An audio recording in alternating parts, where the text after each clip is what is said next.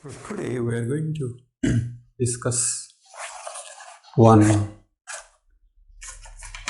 very important lesson. See, so far we did lot of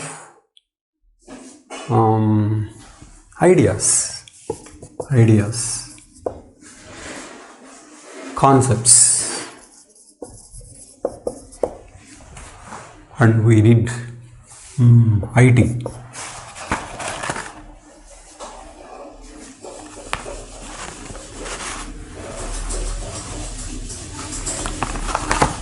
Okay. It appeared all this is a lot of knowledge and very little to do with spirituality as such. Today I am going to connect these things. So today's talk is very important. Some people believe that knowledge and thinking or thought don't have a role in transformation process. But I don't think so. A lot of ground can be covered through knowledge, through thought. There are certain subtle and very, very important things that are not a matter of knowledge and thought. So everything related to enlightenment is beyond knowledge and thought is not true. A lot of it can be done through knowledge and through thinking, through concepts. That is what we have done. Okay. This approach facilitates transformation. So that is about one. Knowledge and thinking. And second thing is, before we propose what is the transformation, I want to give a brief review, okay, of what we have done and what are the implications of that review. See, what we have done so far is like this. Body is guided, led, coordinated by mind. It's not that body is under the mind, but it is that this is the relationship. Mind coordinates the body through pleasure-pain system. And mind consists of emotions. And emotions, when consciousness develops, becomes feelings. And the summation of these feelings is meanness. This is the model. Body, mind, emotions, feelings and meanness. This we are calling consciousness.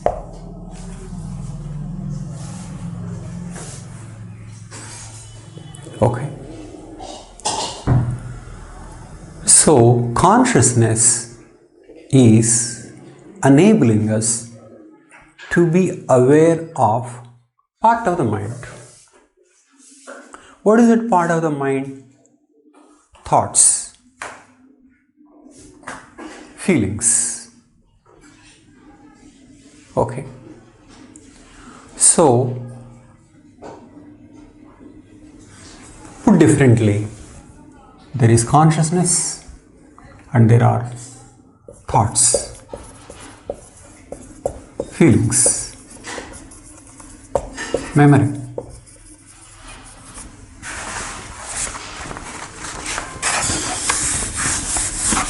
This we say contents of consciousness. Contents of consciousness. contents of consciousness constitute part of the mind, not the whole of mind. Mind is huge. Okay. So that is the review. Next.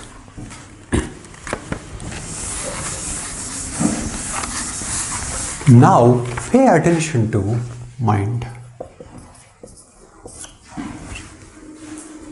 Here we are discussing something which is of spiritual significance. I am very, very concerned about this point.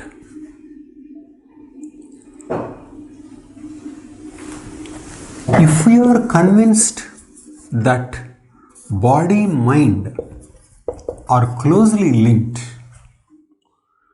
and mind manages through plus minus system, pleasure pain system,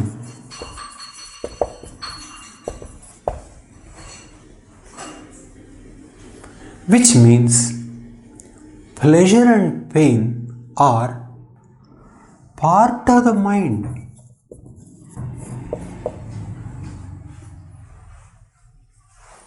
There cannot be anything like having only pleasure and no pain. There is nothing like having only pleasure and no pain. What is pain? Something negative or absence of pleasure? Okay. And many emotions that we experience, or the feelings that we experience, are various names given to pleasure, pain, or plus minus.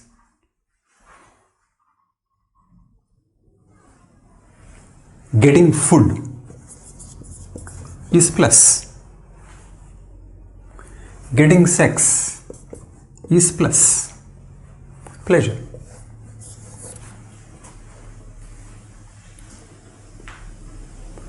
Body harm, minus. Okay. Food deprivation, minus. No food, minus. So, we develop plus minus systems. That is the way body works.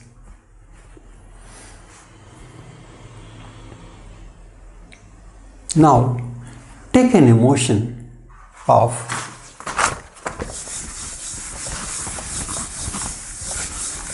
fear. What is fear? Fear that I may not get plus. I may not get plus. That is fear. Or I may get minus. That's fear. So, when the mind is wedded to plus and minus, can it live without fear? Not possible. To me, it's very important. Because people want to live without fear through spiritual progress. To me, it's completely misleading goal. They want to live without fear. To me, that is nonsense. There is nothing like living without fear. As long as you have body. As long as you have body, you have mind. And mind works through plus and minus system. Fear is the fear of not getting the plus or getting minus. You are using the word plus, fear, but otherwise it is simply an emotion between plus and minus. That's all. All emotions are between plus and minus. We are giving names. So one cannot live without fear. as long as one is taking food and surviving. Body is surviving. The fear that you may not get food. That's fear.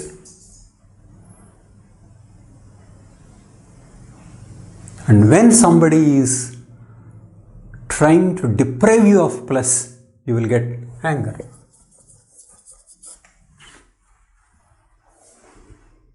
You cannot live without anger. You are having food. Somebody is going to take it away. You will be angry. If the food is plus, you will definitely be angry towards somebody who is taking away the food.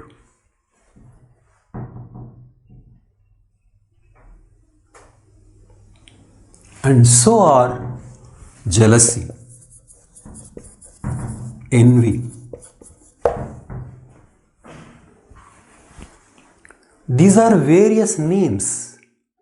Somebody is giving sexual pleasure, and that person is no more giving it to you or giving it to somebody else. That is jealousy.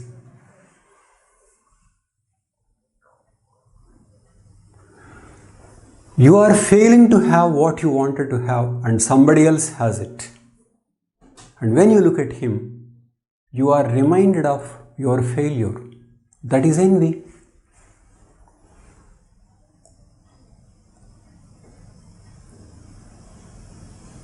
And consistent anger towards somebody is hate.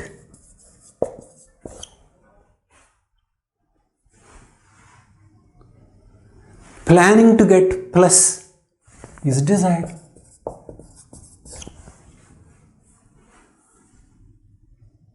How to get plus? Memory, reorganization, planning, working out how to get is thought.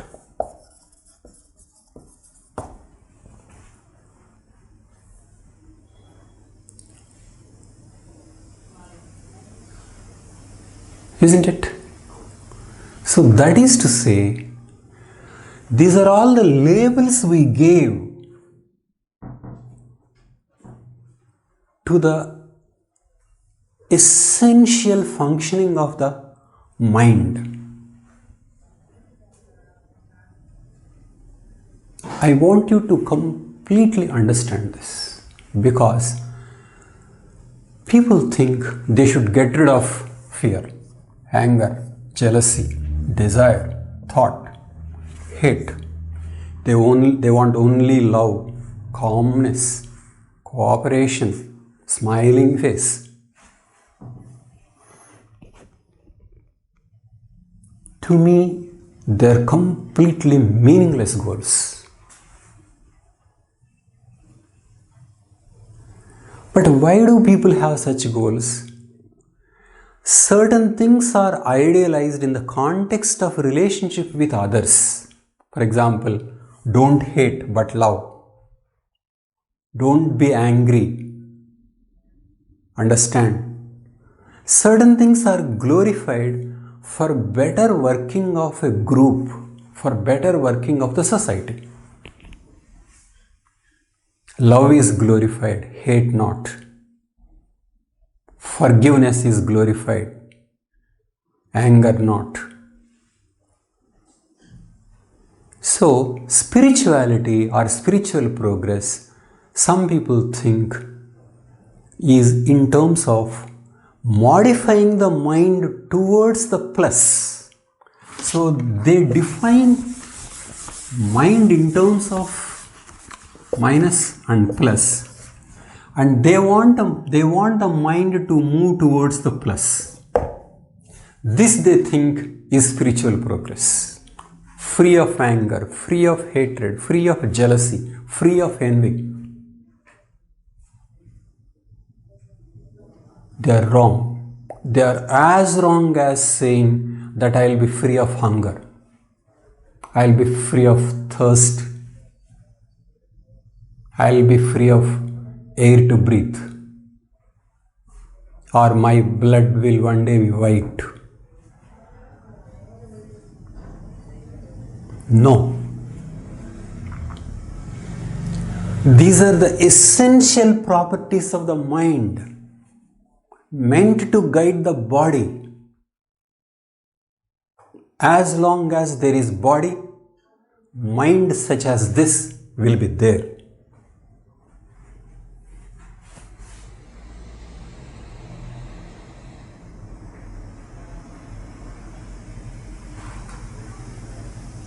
Does Buddha have desire? We are told that Buddha understood that there is sorrow and desire is the cause of the sorrow, and sorrow can be ended. He claimed that he ended. But does it mean that Buddha doesn't have desire?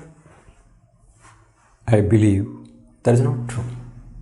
Buddha has desires, jealousy, envy. He has all of them.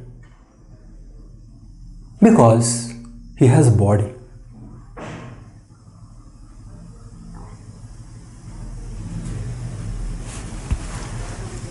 So, one can ask, if mind is going to be what it is, then what are we talking about? What is it that Buddha spoke when he cannot say, my mind is different? What is spirituality if you say that mind is going to remain what it is? Then what are we talking about at all? Why all this?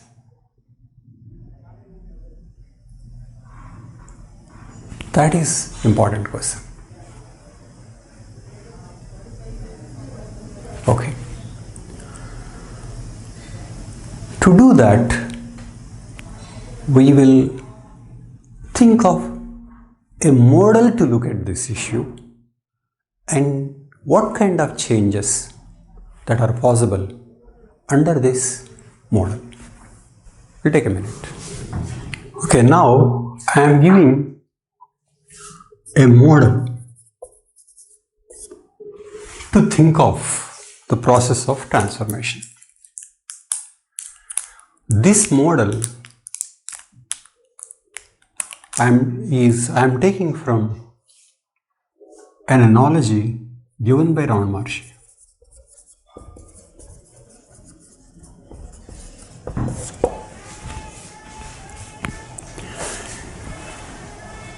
He has one favorite analogy. I find it very, very insightful. He says that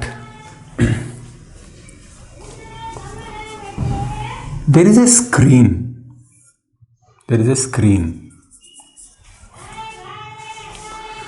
And on the screen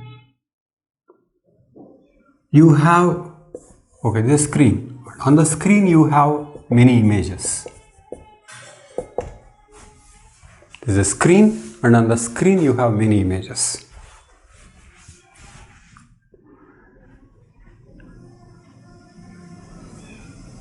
He says these images come and go.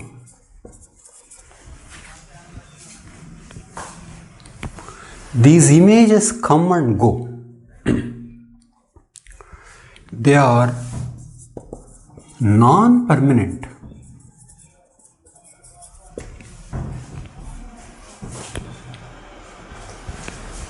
It's very important. These images come and go.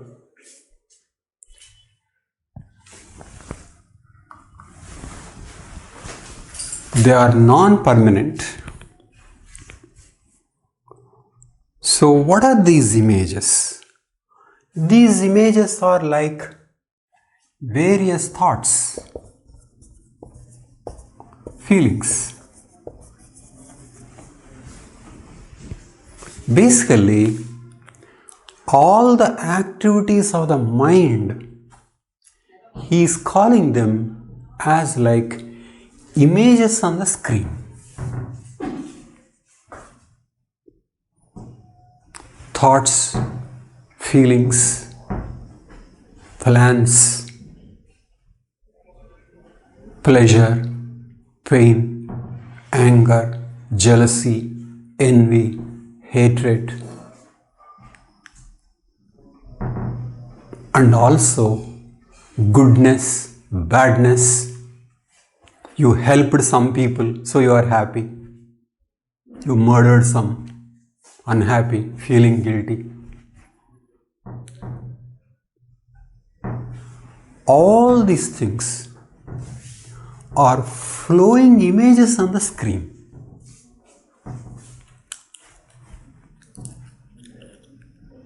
You can ask, so what? Ramana Maharshi thinks these are the things that come and go.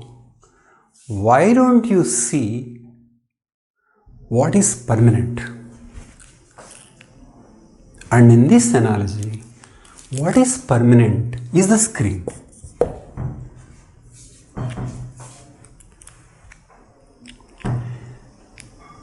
He says,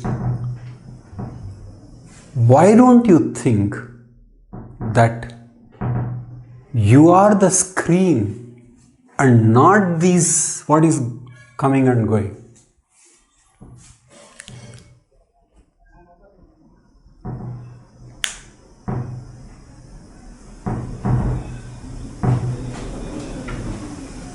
So, how do we relate this to the theory that we covered? This screen is nothing but consciousness. Going and coming are contents of consciousness.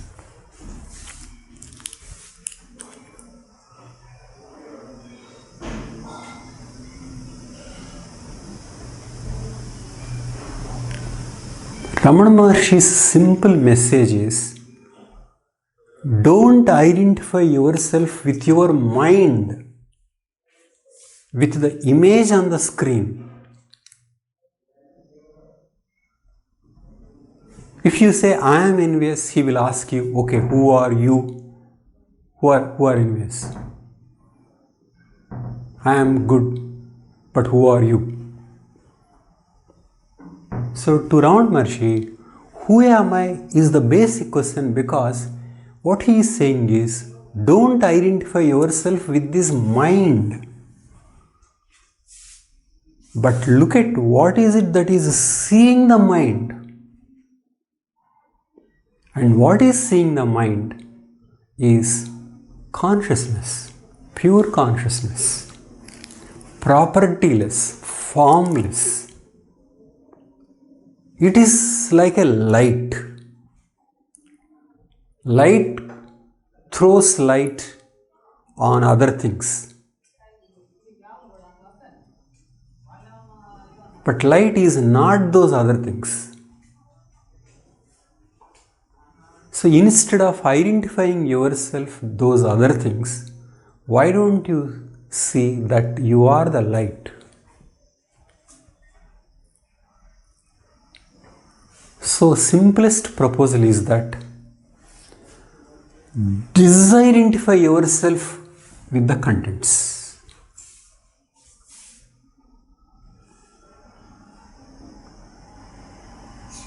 What does it mean? If there is envy, don't say, I should not be envious. I am supposed to be spiritually evolved. No. Identifying yourself with envy is the problem, not envy.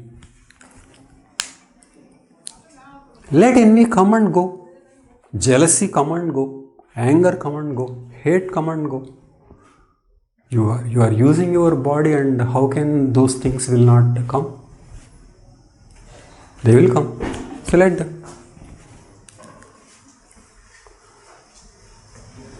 If you ask me, the real issue is not whether you identify yourself with the screen or not.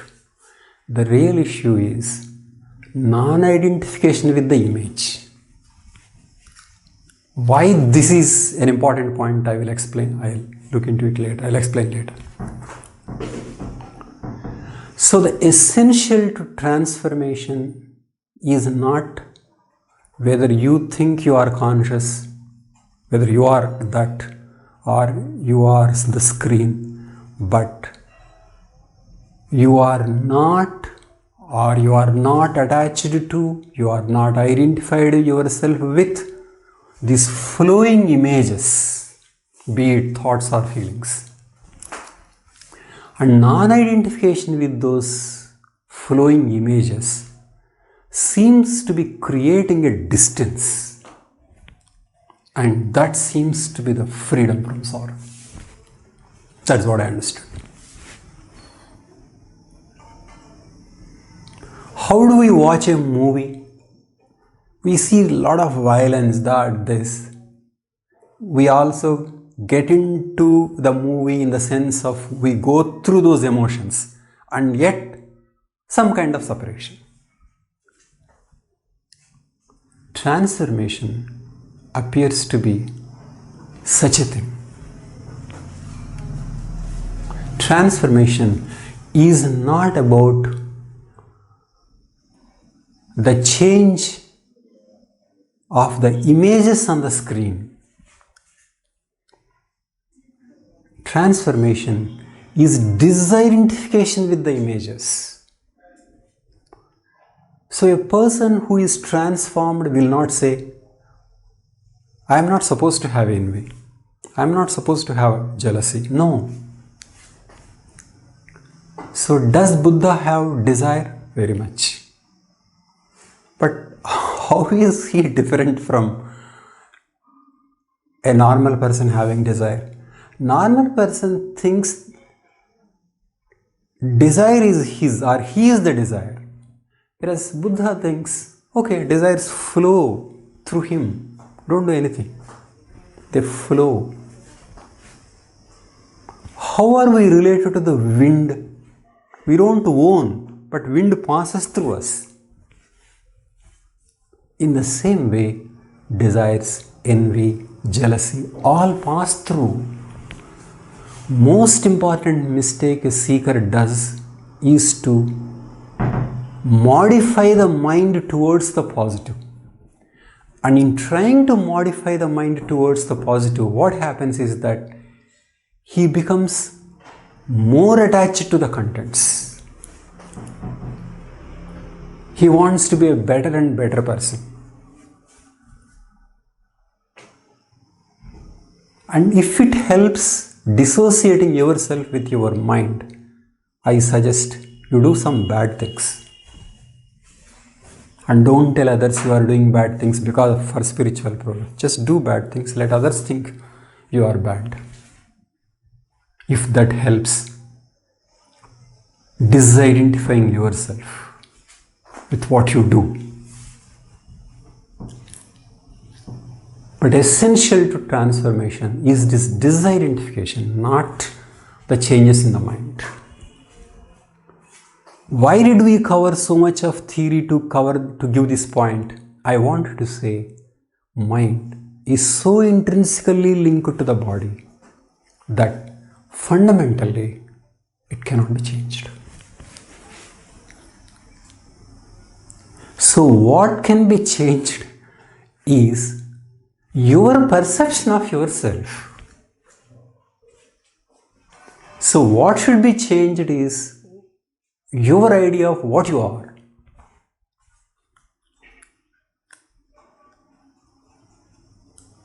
Ramana Maharshi thinks, take yourself as the screen, not these things.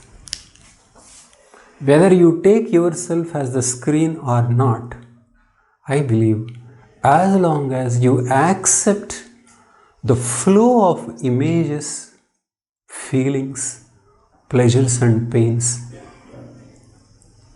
as normal, as part of the body system, and it is natural, and don't try to manipulate, don't try to do anything. You just observe.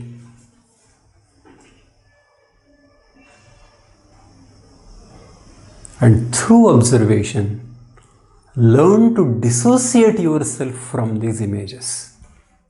Those images can be future plans, past, whatever. but images will be there.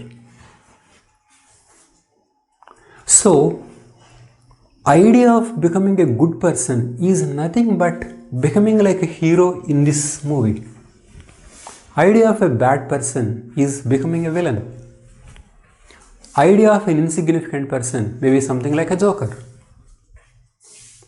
But hero or joker or villain are all actors only.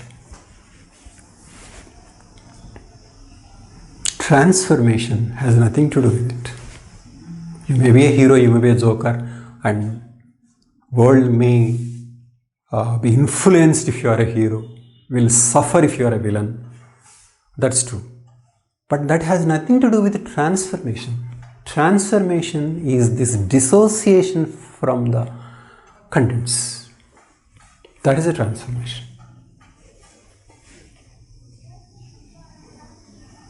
So, dissociation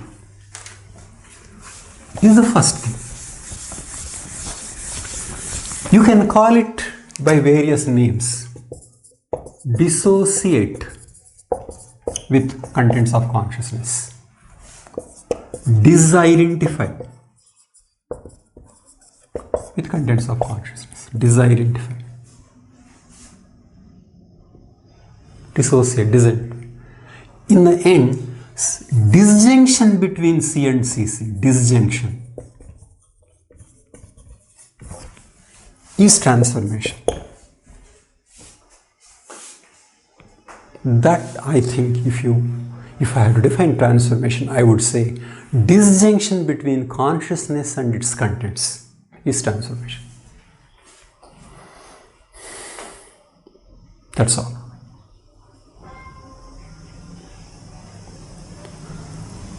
Now come to issues of morality or being a good person. What happens is that when there is disjunction, when one is not trying to manipulate, improve, then it appears the images will not have much power. Maybe, most probably, movie will play on the screen occasionally. Whereas in normal functioning, it is non-stop play.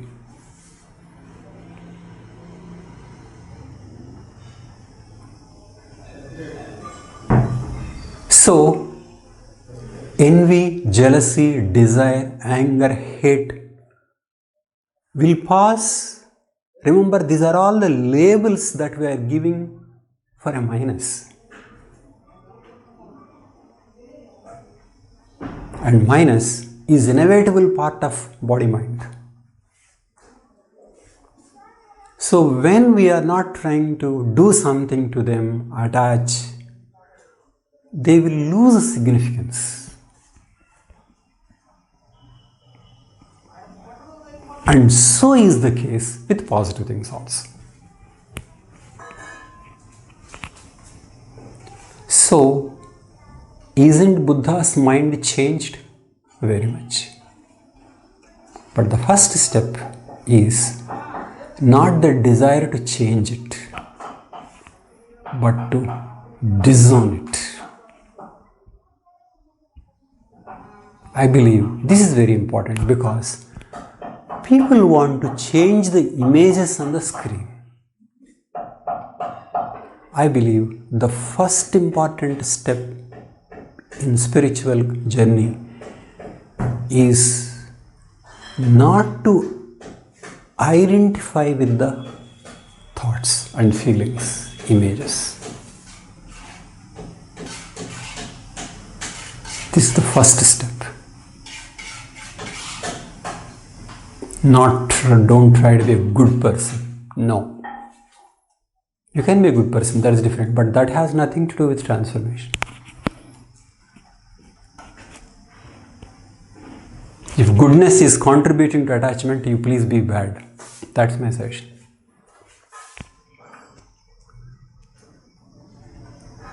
So, the dissociation with the contents is the most important thing, which will lead to changes in the mind as well, but as a consequence of the dissociation. Please think about it. Thank you.